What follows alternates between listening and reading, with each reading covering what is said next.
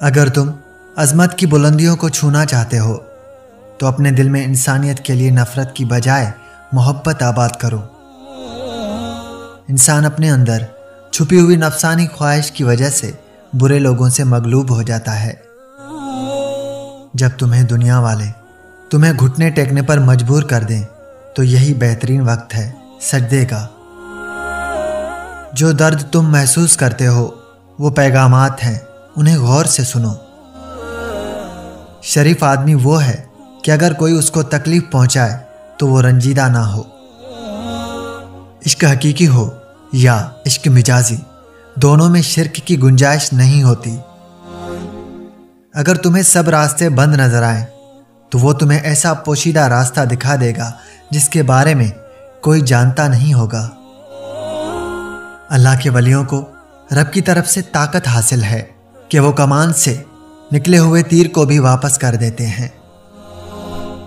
ظاہری گفتگو غبار کی مانند ہے، خاموش رہنے کی عادت ڈال اور اس غبار کو بیٹھنے دے تاکہ تیرے لیے باطن کا راستہ کھلے۔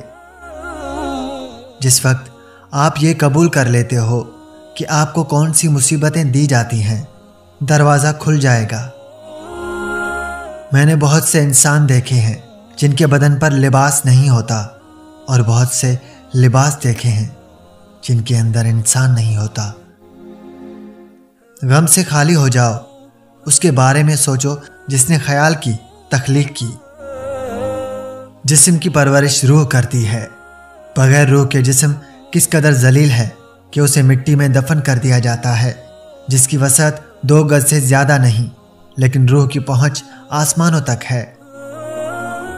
کائنات کو اللہ نے انسان کے لیے بنایا ہے، اس طرح تو سب کچھ انسان کا خادم ہے نہ کہ معبود۔ اگر تو چاہتا ہے کہ دنیا کی طرح روشن ہو جائے تو اپنی ہستی کو اپنے دوست کے سامنے جلا ڈال۔ جب انسان کی آنکھوں سے ندامت کے آنسو بہتے ہیں تو اس پر رب کی رحمت برستی ہے۔